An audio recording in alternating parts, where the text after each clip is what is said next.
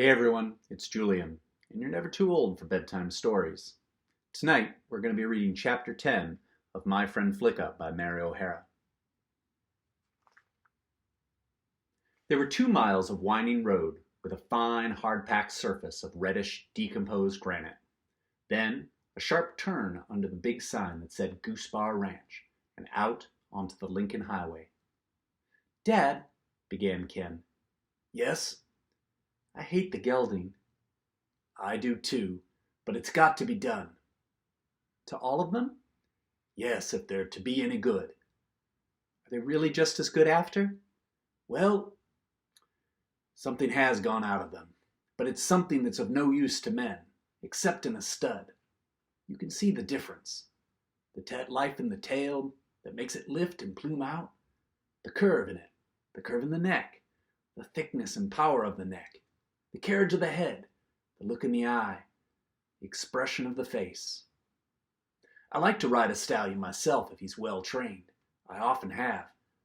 They use more stallions in Europe and Asia than we do here, but it does have its disadvantages. Only the best blood should be passed on.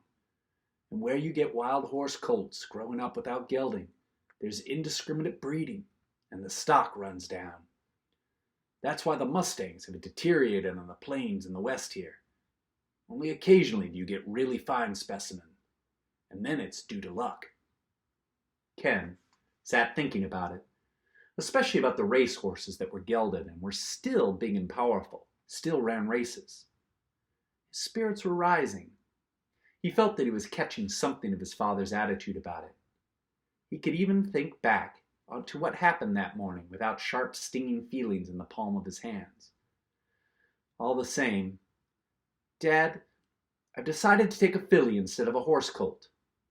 McLaughlin laughed. "Okay, but don't take it too seriously, Ken." Ken sat thinking about his colt. He had a week to choose. He would ride up to the saddleback every day, look over the yearlings. "Something I want to say to you, Ken." Ken looked up. The man-to-man way his father spoke to him made him feel as if they were almost friends already. The car sped over the overpass. A train with 2 locomotives was passing underneath, and when they reached the highway again, was running parallel with them. It whistled shrilly, the smoke drifting across the road and shut down on them like fog. McLaughlin didn't speak again until they had passed the train and the smoke and noise were gone. "It's this, Ken. I'm giving you a colt, any colt you want, and yet I'm not satisfied with the performance you've given this spring. You know that.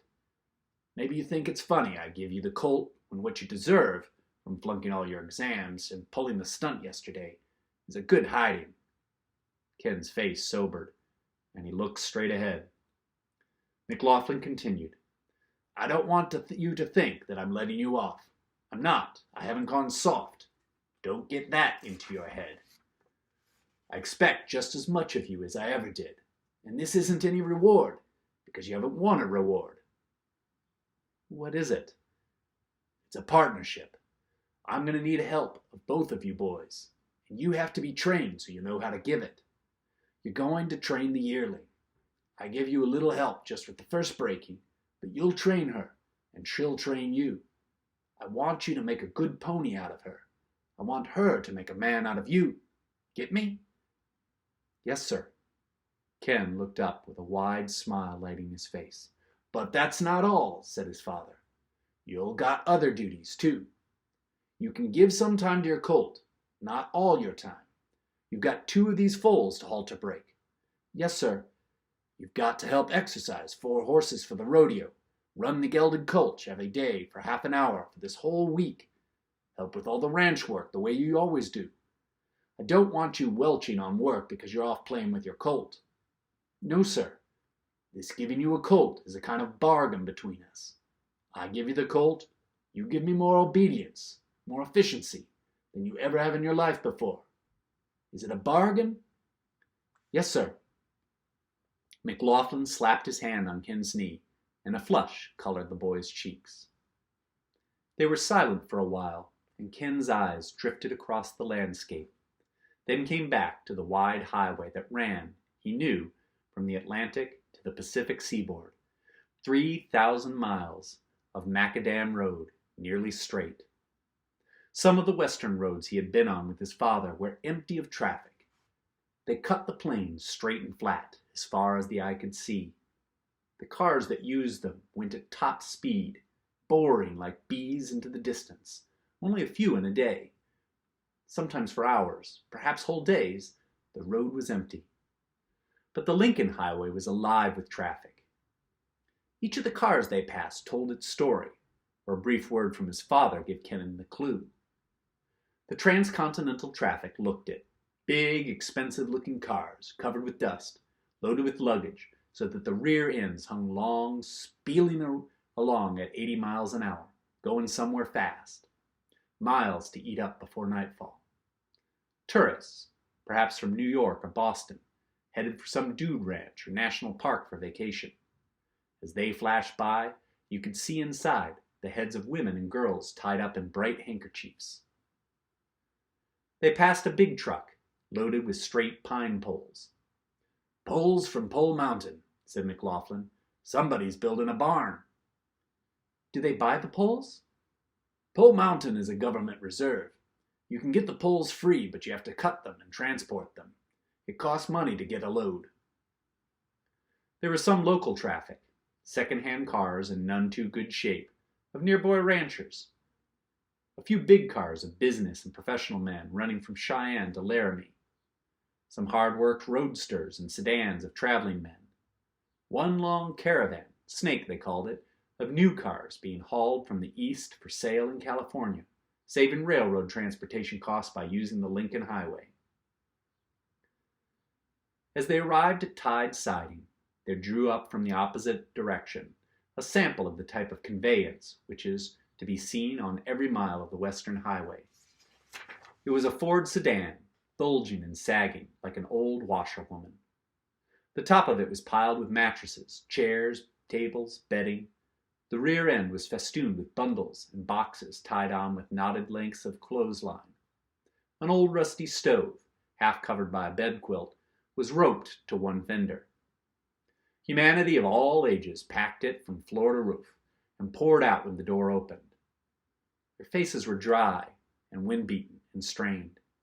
Girls and boys looked alike wore faded, soiled denim pants. The small children and the baby looked both sick and sad. Their eyes were drawn up. There were deep lines on either side of the colorless mouths. One small youngster was bawling, not with fret or anger, but with a persistent despair. McLaughlin turned off his engine, and they sat a moment, watching. "Where are they going to?" asked Ken. "Just moving on. Poor people trying to find a way of life. They try the towns, can't make the grade, think the country would be easier. Manage to get a homestead or buy some land from someone else who failed." "How can they pay for it?" "They don't. They promise to pay, or give a share of the crops, or maybe they rent. And of course, they get the worst land with little or no water. Impossible for anyone to make a success of it. And then they fail there too, and move on. The country is dotted with rotting barns and houses. And the land, it was good grassland once, is ruined, plowed up, the native grass killed." "But won't it grow again?" "In about 10 years. It's a crime to break ground in this country of high winds. The Indians knew that, and they found a better way. Early in the spring, or after the seed has fallen in the fall, they burn the old grass. Then there'd be new grass springing up unchoked, and no topsoil plowed up to blow away like dust on the first dry summer." Mrs. Olson, wife of the man who ran the combination post office and store, came hurrying out in her neat white pants and jacket. "Hello," she said cheerfully. She had a trim, close-cropped black head, a great deal of rouge on her cheeks and lips, and a quiet, efficient way of going about things. "I'll take 2 gallons, said the tall, oldish man who had climbed out of the sedan, and he stood over Mrs. Olson as she put the hose into the tank and the gas began to pour. Others of the family scattered around both sides of the store to the restrooms. Several of the children crossed the road to stand watching a pair of brown bears that were in a big cage of woven steel wire. Ken and his father got out of the car and went into the store, in which a number of men were making purchases or sitting about. Other cars were stopping for gas, and Mrs. Olson came running in and out to make change. A truck stopped, and the driver came in for tobacco, while Mrs. Olson filled his tank. "What's your load?" asked McLaughlin. "Dead calves." "Dead calves?" said everyone. Olson said, "From Morrison's place, north across the highway, I bet." "That's right. I heard they was carting the dead calves away in truckloads from his place. Hundreds of them." "That's right." "Sure tough luck for the Morrisons," said Olson. "If he don't find a way of clearing his herd of abortion, don't seem likely he can keep going." Ken went out and climbed up the sides of the truck and looked down at the load of corpses. Dark red bodies, white faces, good Hereford calves. They smelled pretty bad already. The driver was getting in. Ken jumped down again and went back into the store. "Government's taking a hand in clearing the state of abortion," said Crane over in the corner of the store. "Especially dairy stock. But my guess is, if they forbid milk to be sold over the whole country, unless the cows it comes from are free of abortion, they's going to be one hell of a big milk shortage." The Dry Farmer family had finished their buying, 2 gallons of gas and a lollipop apiece. They packed themselves into the sedan and rattled off into the west. "Why don't you come over to our turkey shoot this Sunday?" asked Olson of McLaughlin. "Your wife gets all the prizes," kidded McLaughlin. Olson wagged his head proudly. "She's pretty good, but you have the name of being a fine shot yourself, Captain. You better try. There's always some officers from the post comes out." Old Reuben Dale, their neighbor in the west, asked, "Any sign of mountain lion on your ranch this summer, McLaughlin? I lost 2 calves out in the pasture on my place down near your Castle Rock meadow, and I've a notion it's a lion. Bert heard a cat scream the other night when he went out to bring the cows in." "Cats," said McLaughlin slowly. "No, I haven't seen any. Haven't heard any either, but I think I'm short a colt." "They love horse meat," said Reuben, grinning. As Ken and his father left the store with the mail, and the yeast and the tobacco and the 3 lollipops and a peppermint patty for Nell, Ken looked up at his father. "What colt, Dad?" McLaughlin didn't answer, and they got in the car. Ken asked again, "What colt are we short?" "Rockets. I think she had a foal.